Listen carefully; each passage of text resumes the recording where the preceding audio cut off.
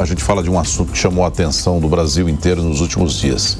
Os adolescentes investigados pela morte do cão Orelha, em Santa Catarina, foram indiciados nesta semana, mas também são suspeitos de terem cometido outros crimes no estado.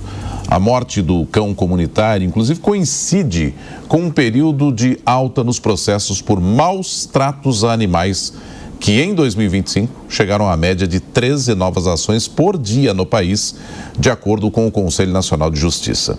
Sobre o assunto, a gente recebe agora o deputado estadual do União de São Paulo, Rafael Saraiva, autor do projeto de lei que cria políticas públicas para ações de proteção, cuidado e adoção de animais. Bom dia, deputado, obrigado por nos atenderem. Bom dia, Renato, prazer estar aqui mais uma vez falando com vocês sobre causa animal. Infelizmente, é sobre um tema muito sensível, que é a realidade dos animais hoje no Brasil. O governador acabou sancionando a lei, reconhecendo também o vira-lata caramelo como uma expressão de relevante interesse cultural no estado de São Paulo. Isso aí está no bojo desse cuidado que a gente tem de ter com esses animais que porventura vivem nas ruas, deputado? Com certeza, a política pública ela é formada por pequenos pontos que, quando interligados, a gente consegue trazer benefícios para as pessoas e, no caso, também para os animais. A lei que foi sancionada pelo governador, que reconhece o vira-lata caramelo como patrimônio imaterial do Estado, não é só um reconhecimento. Ela também leva para o Estado uma obrigação de cuidado, de investimento, de inserção de políticas públicas, principalmente sobre os animais sem raça definida, que são sempre os primeiros a serem as vítimas dos maus tratos e os últimos a serem adotados.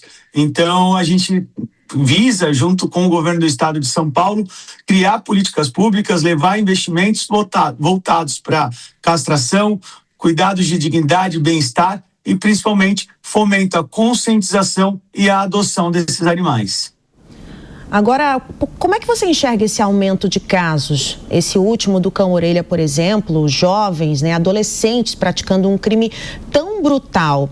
Onde é que o Estado está falhando? Onde é que as famílias estão falhando? Como é que você avalia esse cenário? Márcia, a sua pergunta é bastante interessante. A gente tem sido impactado na mídia nos últimos dias. Anteontem, por exemplo, na cidade de Praia Grande, aqui em São Paulo, uma cadela que foi esfaqueada. Há alguns dias atrás, um cachorro que foi morto a tiros por um policial que estava de folga. E são casos que eu não posso falar única e exclusivamente deles de forma isolada. É a rotina dos animais que, infelizmente, por muito tempo, a sociedade aceitou calada. Eu, como ativista da causa animal, antes de deputado, eu fico muito entusiasmado de ver mobilizações, pessoas indo à rua, a imprensa divulgando esses casos, porque eu acredito muito que o caminho para que a gente mude essa realidade não é só fiscalização, não é só política pública, mas ela passa principalmente pela conscientização das pessoas. Primeiro, uma mudança cultural e, segundo, as pessoas entenderem que, de fato, isso acontece. De fato, o vizinho que mora ao lado, a pessoa que mora na rua dela, às vezes é capaz de uma barbaridade. E elas precisam entender também que maltratar o animal não é só o crime. É muito claro isso, não só na jurisprudência, mas em várias correntes doutrinárias, que os maus tratos aos animais ele é a porta de entrada para cometimento de outros crimes, o que a gente chama de teoria do elo. A pessoa que comete o crime de maus tratos, normalmente ela já cometeu ou cometerá, o histórico que a gente tem, ela cometerá outros crimes contra as pessoas, contra o patrimônio. Agora, e deputado, a gente teve também ações semelhantes a essa proposta que o senhor apresenta em São Paulo, por exemplo, em Porto Alegre, em Santa Catarina, ou seja, essa conscientização estaria aí se espalhando um pouco mais pelo Brasil como um todo e não apenas em alguns estados?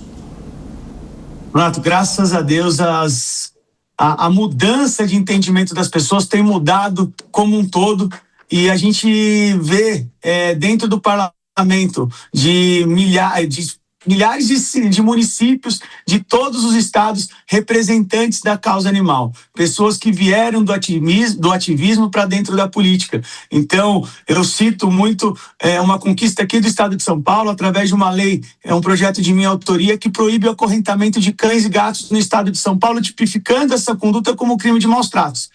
Mas a gente salienta que essa iniciativa começou na cidade de Londrina, depois foi para o estado de Minas Gerais, agora o estado de São Paulo. Centenas de cidades caminharam com a mesma proposta. Então a gente vê que a política pública para a causa animal, ela está sendo espalhada por todo o país. E isso é muito importante para que a gente consiga ter um equilíbrio. Eu costumo falar que a causa animal, há algum tempo atrás, ela estava fadada à invisibilidade, depois começou a ser considerada como política pública e hoje a gente fala que ela é questão de saúde única, tá? Por quê? O Estado, o Executivo, que não cuida da mesma proporção das pessoas, dos animais e do meio ambiente, vai ter sempre uma relação desequilibrada. Deputado, e como é que você enxerga essa conscientização também fora o poder público? Nas escolas, nas famílias, como é que isso deve realmente ser incentivado pela sociedade? Hoje a conscientização, junto com a castração, é o caminho para a gente prevenir maus tratos, abandono e melhores condições de bem-estar para os animais no futuro. Então, hoje, você trabalhar a primeira infância dentro das escolas, as famílias conseguirem plantar essas sementes nos filhos, a gente entende, nós ativistas, entendemos que é a forma da gente mudar a realidade dos animais no futuro próximo. E como um balanço sobre isso, eu costumo falar da castração e do acorrentamento de animais. Infelizmente, muitas pessoas foram criadas, foram ensinadas de uma maneira muito enraizada, cultural, a ter o seu cachorro, dar carinho, dar comida, mas mantê-lo acorrentado 24 horas por dia. Isso, às vezes a gente faz uma campanha de conscientização. Quando eu recebo denúncia, dependendo dos casos, a gente vai até o local sem a equipe policial para poder informar, poder explicar que hoje isso é considerado, tipificado como crime, como, por exemplo, também a castração. Muitas pessoas acham que você castrar um animal, você está mutilando ele.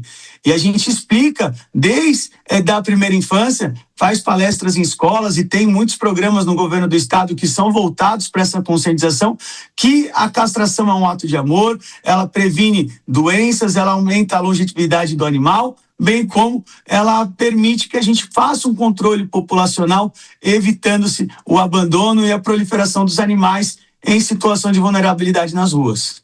Agora, deputado, para a gente fechar aqui a nossa conversa, são 13 processos por maus tratos por dia e os registros subiram de 328 em 2021 para 4.919 em 2025. É muita coisa.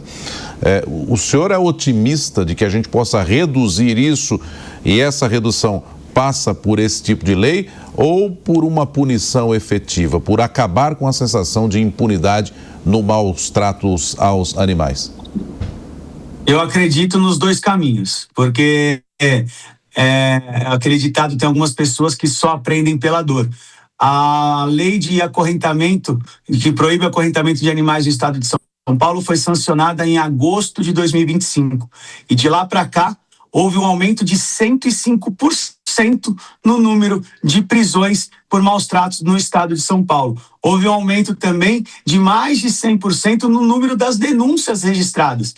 Então, isso, uma lei que aumenta não a punição, mas caracteriza como crime e dá o poder para a autoridade policial fazer o trabalho de polícia judiciária, a gente consegue coibir algumas ações. E o trabalho preventivo de conscientização e investimento em campanhas de castração faz com que a gente plante sementes para o futuro. Então a gente consegue, num calendário, fazer com que no futuro próximo as coisas se encontrem. Tanto a diminuição do cometimento de maus tratos, quanto o aumento dos investimentos e de inserções de políticas públicas. Deputado estadual da União de São Paulo, Rafael Saraiva, muito obrigado pela entrevista aqui ao Jornal da Manhã da Jovem Pan. Um bom fim de semana ao senhor. Nonato, Márcio, eu que agradeço, muito obrigado pelo espaço, muito importante falar sobre os animais, e eu gostaria aqui de fazer um convite. Amanhã, domingo, às 10 horas da manhã, no vão do MASP, vai ter uma manifestação pacífica pedindo justiça pelo cão-orelha e por tantos outros que vêm sofrendo pela maldade das pessoas, pela falta de investimentos, falta de política pública, e vão ser milhares de pessoas dando voz e lutando pelos animais. Obrigado.